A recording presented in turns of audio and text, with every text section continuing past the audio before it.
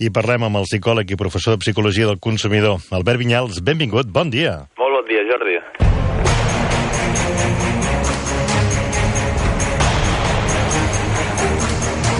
Senyor Vinyals, em preguntava jo a les 8 del matí, però què ens està passant? Que ho fotem tot pel boc gros, que sembla que el món s'acabi quan arriben aquestes diades que pràcticament comencen aquest cap de setmana llarg per molts, aquest dia 6, la diada de la festa de Sant Nicolau i avui la Immaculada Concepció.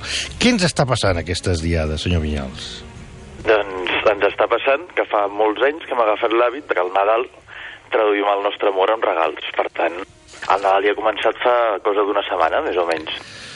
És l'encesa dels llums, em demanava, és la poncètia que arriba al rebedor de les cases, són la canya que li foten els nanos en el tió, és el pessebre, és el bou i la mula, és el caganer? Què és? Clar, és tot sumat. És des del tió que es va acostant, a les llums que es van encenent, a comerços que van començar amb promocions, evidentment, inclús moltes accions tipus el Black Friday, que ara ja ens començarà a sonar cada cop més. Sí, el Black Friday. I ens anaven recordant que estem començant la temporada nadalenca. Tant és tot això sumat, en realitat. Qui més, qui menys, doncs, sortim a comprar regals. Quins factors ens influeixen a l'hora de prendre una decisió de compra, a l'hora de sortir a buscar regals? Clar, fins ara el que ens influïa molt era sobretot les dates que eren, per tant, la necessitat d'haver de fer aquest regal, necessitat i el desig, evidentment. Ara, el que ha canviat en els últims anys per això ha estat que també estem pensant més en sentit més pràctic, o sigui, planifiquem més aquest regal. Si pensem la persona que li regalem, però també què realment podria necessitar, o inclús quina experiència podrem fer amb aquesta persona. I aleshores, què influeix a l'hora d'escollir un producte determinat més? El pensar en aquesta persona a la qual li regalem o les ganes nostres per regalar? Que són les nostres ganes, la persona, i també els estímuls comercials que veiem en el punt de venda, perquè pensem que més de la meitat de les compres en realitat es decideixen en el punt de venda. Per tant, un cop arribem al comerç, ens tracten bé, parlem amb el comerciant, veiem ofertes, veiem descomptes, no? Perquè és una cosa que anys enrere no veiem mai, això al Nadal. Doncs això també ens influirà. O sigui, no és només la nostra decisió i la persona a qui li regalem, sinó també influeix molt, no? Doncs els factors psicològics presents a la compra. Sap què passa, senyor Vinyals? Que normalment aquestes diades de tanta moguda comercial, normalment s'agafen venedors, allò que dius, escolta, 15 dies vine aquí i posa't a vendre aquest producte, aquell altre, aquell de més enllà. No sempre, no m'atreviria a dir que mai, no sempre aquests contractes que es fan allò per 15 dies, la persona que va treballar hi està especialitzada en el producte. I esclar, aleshores, sovint, deixi-m'ho dir així, sovint et trobes també deixem-ho dir, amb ceballots que et venen i que no en tenen massa. Això m'imagino que deu ser un factor totalment negatiu a l'hora de provocar una venda. Quan deia que la meitat de les decisions es prenim al punt de venda, moltes d'aquestes decisions a vegades són el no comprar. O el dir, mira, doncs aquí surto ara mateix i me'n vaig cap a un altre lloc, perquè, clar, el que fa l'altra gent també ens influeix molt i en aquestes dates a vegades podem entrar en un lloc amb un munt de persones, amb aglomeracions, amb gent que no està del tot entrant amb la venda, o al contrari, no? Gent que ven molt bé, i tot això realment ens influeix a l'hora de prendre decisions. Jo no sé què passa... A vegades també fa que ens precipitem més, Ja. Jo no sé què passa, que tots anem als mateixos puestos i a les mateixes hores. Doncs sí, com que som animals de costums, no, i els hàbits també és el que ens recorden, no? Que diuen, ei, mira, a partir d'ara ja podem començar a comprar les coses de Nadal, no? Quan hi ha aquestes llums que tant ens influeix, aquest color vermell, aquests pessebres, aquests ases i mules, i clar, aquí és tots quan anem a fer el mateix. El que està canviant amb els últims anys per això és que estem començant a anticipar una miqueta més les compres, inclús no tothom ens trobem en el punt de venda, sinó que molta gent està començant a comprar per internet, per tant estan començant a haver uns canvis d'hàbits en els últims anys interessants. Amb les xarxes socials, això com funciona? És a dir, busquem els fòrums, busquem el producte, busquem comentaris a la xarxa de com s'està aplicant un determinat producte, quines experiències ha tingut. Això, de quina forma ha provocat un canvi en l'hàbit de compra per Nadal? Clar, el que ha anat passant és que en aquests últims 4 o 5 anys d'aquest procés de recessió, crisi, o com li vulguem dir, crisi li podem dir perfectament. Totalment i amb lletres majúscules. Sí, i ben majúscules i brillants i amb llumetes de Nadal. Doncs en aquest període hem fet molts de canvis amb els nostres hàbits de consum. Per tant, això ho estem portant també en el món del Nadal. El que fèiem, per exemple, amb el món d'internet, no? Amb la xarxa de mirar els productes abans d'anar al punt de venda, no? Consultar-los, analitzar-los, a veure si en trobàvem un lloc més barat, doncs això també ho estem aportant al Nadal. Inclús bastantes compres s'estan fent ja a internet. No és un percentatge que ofusqui a l'altre tipus de vendes, però sí que s'analitza bastant, per tant això va creixent. Escolta'm una cosa, em deia el punt de venda, molt bé, l'aparador és important? Com s'ha de muntar un aparador? Com s'ha de preparar? Què ens crida més a nosaltres l'atenció? Un aparador, perquè ens cridi l'atenció, primer, ens ha de donar alguna solució d'algú que estiguem buscant, que això és un percentatge molt petitet, en realitat, no? Però, bueno, és important que connecti amb les necessitats del consumidor. Per l'altre, realment, si volem cridar l'atenció, hem de fer alguna cosa diferent. Un aparador que hi hagi moviment. També és molt important que siguin senzills els aparadors. Estem sobresaturats d'informació i més amb aquestes dates, no? Amb carrers plens de gent i amb molts aparadors iguals i tots molt, molt plens, que realment ens crida l'atenció. Un aparador que tingui molts estímuls, o sigui, poques cosetes, originals, diferents, i amb alguna que per si sol ja ens cridi l'atenció. Per tant, no sé, alguna amb moviment, alguna amb llums, amb colors. Això sí, no fer la primera idea que ens vingui al cap, perquè serà la que li haurà vingut tothom al cap, com a primera idea. Per tant, aquí, la primera idea no és la cabal? No. Que si volem ser una mica creatius, la primera idea és la que tindrem tots, no? Perquè ens deixarem portar per als estereotips, per la primera idea, no? Serà el primer, la imatge més estereotipada.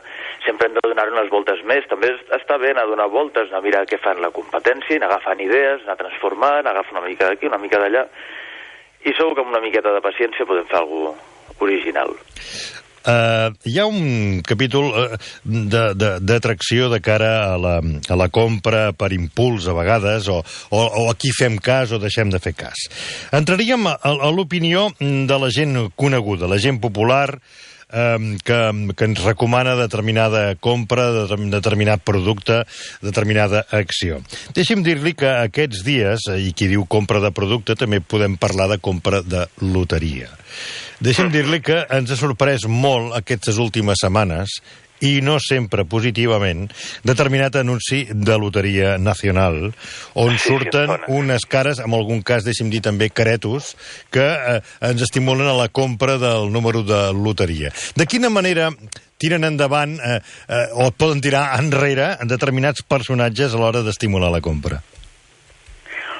És curiós perquè el que ha fet aquest anunci, voluntària o involuntàriament, ha sigut que se'n parli moltíssim. Per tant, a l'hora que se'n parla tant, ho tenim molt més present que altres anys el concepte de loteria a la nostra memòria. Ja sigui perquè, ostres, el dia aquell que em vaig despertar d'un malson pensar en l'anunci de la loteria, o de que em va arribar l'anunci perquè era molt maca la cançó. Per tant, seguríssim que ens influirà en que ho tinguem més present, la idea de la loteria aquest any, seguríssim. Que ho tinguem més present, en positiu? Almenys que ho tinguem més present. La primera funció de la publicitat, en realitat, és cridar l'atenció i entrar a la nostra memòria l'anunci aquell, el producte que ens està anunciant, inclús qui ho anuncia. Després, la segona funció seria que tinguem una actitud positiva cap a la marca. En aquest cas, compleix molt bé la primera funció, la segona, doncs, potser ja no tant. Però molt possiblement poden arribar a pujar les vendes. Ho tenim molt més present. I en el moment que vas a comprar el dècim ja no estàs pensant en la cara de les persones aquelles, sinó estàs pensant en el dècim. Hi ha una pregunta, permeti'm que m'impliqui una mica més amb aquest anunci, una pregunta que està en boca de tothom. Ho hem fet expressament de fer-lo d'aquesta manera, entre hi ha qui diu tan malament, ho hem fet d'una manera expressament o els ha sortit així perquè no podia sortir d'una altra? Això sí que els haurien de preguntar realment aquí l'ha rodat l'anunci, perquè jo la pregunta aquesta també me la faig realment. Sempre hi ha el punt, perquè clar, evidentment el treballar en publicitat hi ha molta gent implicada darrere i es fan moltes proves abans. Per tant, a algun consumidor li haurà arribat abans de que ens arribi a tota la gran massa de consumidors. Possiblement va tenir un índex de record molt gran quan van fer les primeres proves aquest anunci, per tant va cridar molt l'atenció. I devien deixar-ho, vam dir, mira, a veure què passa. També aprofitant-se de la popularitat amb internet, no, de com va creixent, sí. Això li ha donat molta notorietat a l'anunci. Qui crec que no deu estar potser tan contents són els protagonistes de l'anunci. Clar, s'ha fet molta mofa d'ells, no? I persones molt reconegudes que potser no els veurem igual després d'aquest anunci, almenys durant un període de temps curtet. No sé. O potser no tan curt. No sé, tot depèn del que hagin cobrat també, eh? Clar. Sí, però se'ls hi pot arribar a malmetre molt la imatge, i hi ha gent que ja no la veig igual.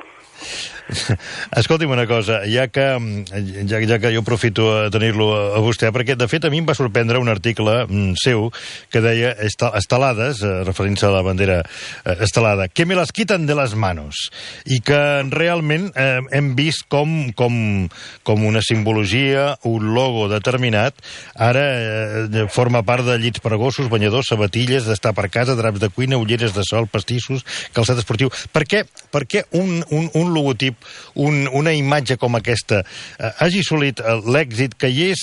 Quins factors han de tenir? Què es necessita perquè un tema com l'estelada, què s'ha produït en el tema de l'estelada darrerament aquests últims 2 anys, perquè el trobem fins i tot, deixi-m'ho dir, en els calçotets? Doncs sí, efectivament, en calçotets i en tanques també. Sí. Bueno, no sé si hi ha prou espai en el tanga, però bé, sí. A la part de davant, Yeah. Si a l'altre només es queda una barra. Exacte. Doncs en realitat el que ha passat al comprar una imatge amb una estelada és el que en psicologia del consumidor li anomenem consum simbòlic, o sigui, comprar un símbol més que el producte en si. I que és un símbol que s'ha posat realment molt de moda, vull dir, ja té 100 anys com a imatge, però és veritat que en aquests últims anys, en aquests últims 2-3 anys, hi ha hagut un ressorgiment molt gran. A més, com que comprem molts cops per imitació, el que comentava en aquest article, per exemple, era que era un producte molt d'una subcultura, o sigui, d'un grup molt determinat. I molt poca gent se la ficaria, per exemple, al balcó, no? Quan arribava la Diada de Catalunya o la de Sant Jordi, eren sobretot senyeres. I a poc s'ha anat normalitzant mostrar-la. S'ha anat normalitzant fins al punt que ja surt una empresa de calçat esportiu que la ven i realment li està anant molt bé el negoci. Es fan samarretes, i cada cop es va traient més, va sortint més en el carrer. Per això el que me quitan de les manos, no? Aquest punt de popularització del producte, per tant s'ha convertit en una moda i a més hi ha hagut el que se'n diu validació social, o sigui, com el teu entorn et validen que dius, bueno, ja la pots treure al carrer, no? Sortit de l'armari, diríem, l'estelada. I tant que sí. Escolti'm, em parla de simbologia, ja per acabar. Quin seria el símbol de Nadal per excel·lència? I deixa'm dir-li que vull anar a parar en el caganer, aquesta demostració que s'ha fet, aquesta figura de la Verge de Montserrat. Vull anar a parar amb el tema del caganer. Però digui'm, vostè, la simbologia de Nadal, quin li sembla que és per vostè el símbol de Nadal per excel·lència? És trist, perquè m'ha anomenat el caganer i a mi em venia al cap, el primer, color vermell i símbols foranis, que no són propis de nosaltres, no? Tipus Pare Noels, pensant més en l'àmbit comercial, realment després en l'àmbit privat de les famílies, doncs sí que encara podem tenir aquest pessebre, aquest caganer, aquest tió, però realment quan anem al carrer el símbol de Nadal són llums de colors, colors vermells, i un home grassonet que el van dibuixar de la Coca-Cola, doncs aquesta persona tan popular, doncs aquest és un dels símbols que més veiem. Què li sembla, ens agradi o no ens agradi. Què li sembla a vostè que, no li demano la consideració moral, això cadascú és cada qual, com diu el Serrat en una cançó, no? I baja l'escalera como puede, o como sabe. Que s'hagi fet el símbol de la Mare de Déu de Montserrat com a caganer i que se n'hagin, allò que també me los quitan de les manos. Home, i amb això, amb lo de me les quitan de les manos, és perquè n'hem parlat tant. Perquè si no hauria sigut com qualsevol altre caganer realment.